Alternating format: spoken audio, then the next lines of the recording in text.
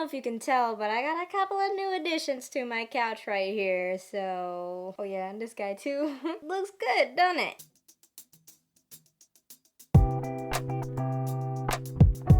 What's up, movie nerds? It's your girl CC, and let's get candid about Love Hurts. You know what? This movie hurts. This was not a very good movie. I mean, the trailer gave us one thing, and the movie gave us a completely different thing. And if I was to rate them both, the trailer was light years better. And that's not good. It's not a good thing to say about your movie. Oh, I wish I hadn't seen that. I honestly think that they lost the plot halfway through, then just stumbled around for a while, and then found it at the end to tie everything together. Look, I lost the plot. And I was looking at this and I'm like, what are we doing at this point? Maybe the end plot makes sense to the beginning plot, but it's just like, nah, it didn't tie in together at all with the trailer. And the trailer was the good movie. By all accounts, it doesn't make sense. Also, if you told me that this was a pseudo superhero movie where everybody was on roids, I'm buff. or like actual drugs, I'd believe you. Because people came back from so many like life-threatening injuries and just brush it off like it was nothing. The entire movie. A couple of times I saw people's whole bodies fold together like this. My ankle.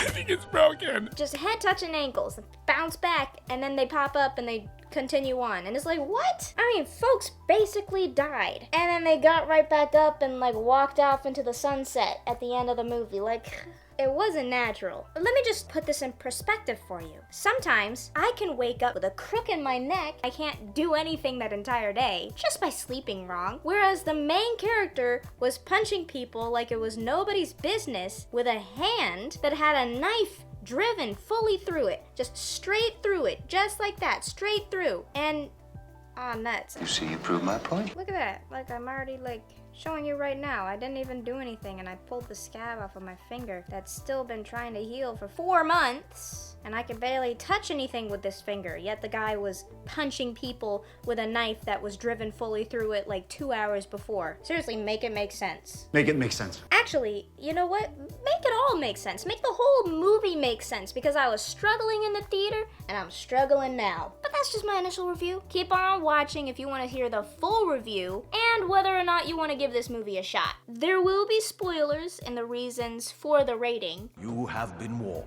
Be aware, and let's get this struggle bus started. I mean, really, let's do this, mother! First up is acting, and I give that a solid 4 out of 10. You know, the main actors did good with what they had, but what they had was no good. So we kind of drug down all of the acting, really, because you could see them just struggling through the dialogue. I was struggling through the dialogue, because it was just like, oh my gosh. They did most of the actors a disservice, honestly, especially Ke Huy Quan. I think that's how you say it. I am Ke Huy Quan. Wow, I'm impressed. Such a big disservice. But everyone was mostly believable. I mean, there's a couple of comedic parts here and there, but nothing that could save anything. You know, I didn't really care for the main love interest's acting. It just seemed off. Really, it just wasn't there. And then the acting between the secretary and that knife thrower guy was just uncomfortable. Like, why are you making me watch this? Why are we watching this? Ugh. You know, the whole thing was so uncomfortable, it felt like they got a fan fiction writer to come onto the set and write and direct these scenes because of how uncomfortable they were. This is so cringe. Story and script, I give this a 2 out of 10. Yikes! You know, if this movie was gonna be good, it needed to be like how the trailer framed it to be, because it was not. What we wanted was a person who was in a bad situation, got them and their love interest out of that bad situation, but then kicks butt so that they can live their lives the way they want to and not have to deal with the bad folks anymore. But instead, what we got was a bad person who was in a situation where he didn't want to kill his love interest, so he abandons her and then was just like, don't find me, don't do anything anymore, just erase yourself from existence. And then he erased her and everything else from his mind and existence until she came back and was like, I don't want to hide anymore. And then he stumbles his way back into the bad situation and then runs it at the end? Like, what? I'm so confused right now. Is that what happened? Is that what I'm getting? Because that's what it seemed like. I mean, the fact that they dragged so many innocent people into this, I'm an innocent bystander. just makes all of the characters so irredeemable. Like, they're all just kind of bad people doing bad things and dragging other people into this mess that don't need to be there in the first place. I believe he said his name was Millicent Bystander. It was just a really rough script that really needed so much more time in the development and writing stage of the process. Like, it needed to cook a little bit longer. Maybe a lot bit longer, really. Also, remove like 80% of the swearing because you could barely hear the dialogue through it. Like, I don't even know if there was dialogue. You were just kind of like sitting there like, are we saying anything or are we just swearing the entire time? Honestly, if you took off most of the swears, you could probably get more out of this movie and understand more. It was wholly unnecessary. Was that necessary? Plus, the so weird romance scenes between the secretary and the knife thrower was just shoehorned in there for no reason. It did nothing to the plot or to the movie at all. And it was just so weird. I think I just threw up in my mouth. Now for the theme, which I give a 1 out of 10. If there was a theme to this movie, I couldn't see it past the hypocrisy and the mass bloodshed. You think it's gonna be, every day is an opportunity to change your life.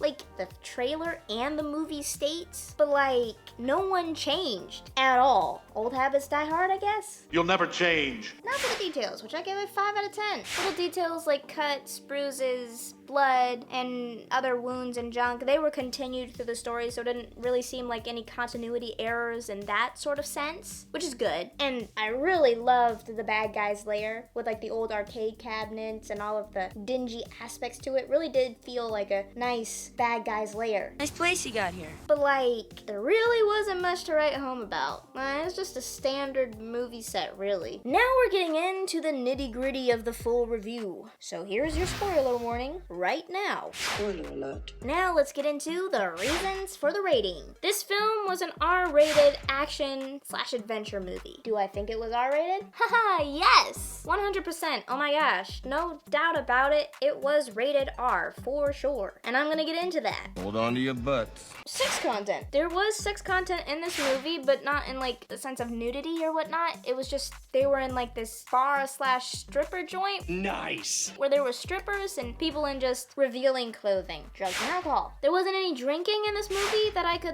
can remember, but there was like, you know, the stripper/bar joint. So there was drinks in the bar and there was bartending. So, gross stuff. Honestly, the gross stuff kind of bleeds into that category that I brought to you guys last week, the unpleasant instances. So I'm just gonna lump it in together and just put it all right here. Cause it was gross and unpleasant.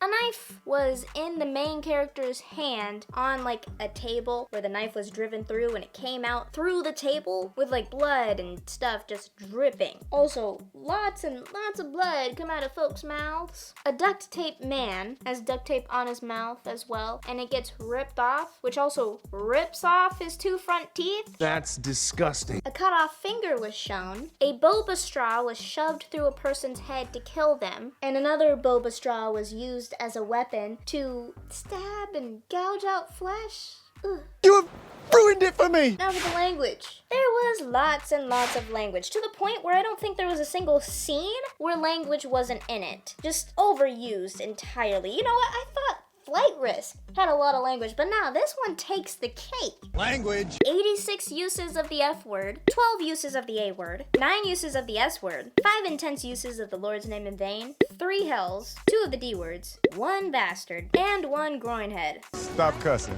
because you're not good at it. And it was extremely hard to actually tally all of these uses and watch the movie, because I was like this the whole time, like just that, because of how many times they used the F word. It was to the point where I was just like, You say anything else? I clocked out a couple of times, so I'm honestly, there could have been more swear words, F words in that movie. Now for the violence. Don't try what you are about to see at home. This whole movie was violence. I'm not even gonna front with you. This was a violent movie. To the point where it was just, like, half of it was grotesque. And, like, I'm not saying that the violence was bad for this movie. I was expecting a lot of violence, because that was the whole kind of point to go watch it, to see a good guy beat up a bunch of bad guys. It was just the fact that there was just a lot of violence where it was just exaggerated. To the point where I was just like, this is so unrealistic and also gross. Dude, that is so unrealistic. I have notes here more on the violence, so let me just read it off to you because it's just so much where it's just kind of hard to remember. There was like a good bit of fist fighting, but it was mostly between the two brothers because they were the martial artists. The rest was mostly like gunfights, knife fights, one-sided beatdowns, and a couple of upsettingly gratuitous deaths. There was at least 6 10-minute fight scenes in this movie. Prepare for the fight scene.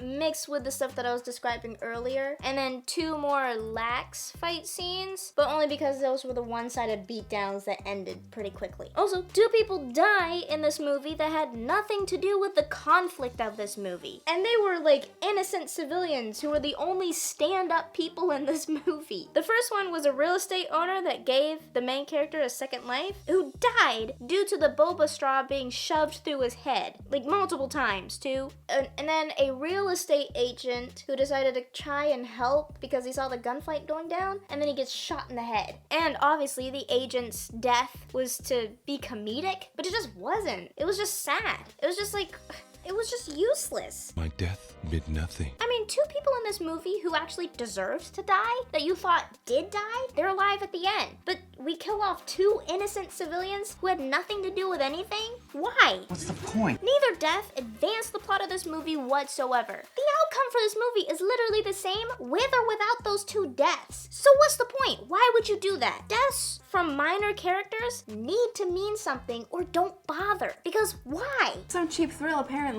Plus, why can every single person in this movie take so much pain and damage and still fight at full strength? It's like, whose line is it anyway? Where the wounds are made up and the fights don't matter. Yes, sir, that is some good joke.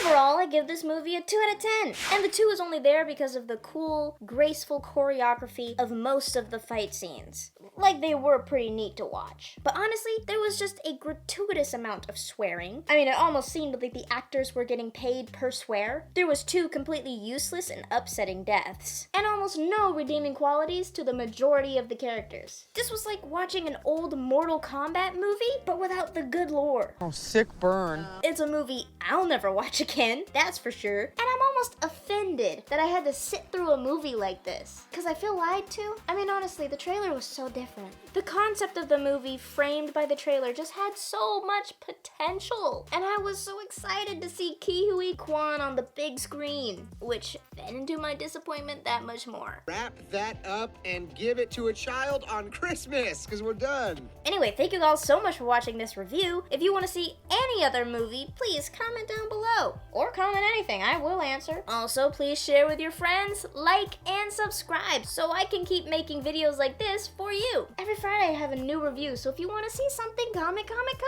Also, don't forget, Mondays are 1-minute stub reviews, where I review an old movie that I've seen before in 1 minute, right off the top of my head, unscripted, just for you. The most recent one is Trolls Band Together. Again, thank you so much for watching, and remember, right here at Candid Cinema, it's okay to talk, it's okay to text, and I will CC you later.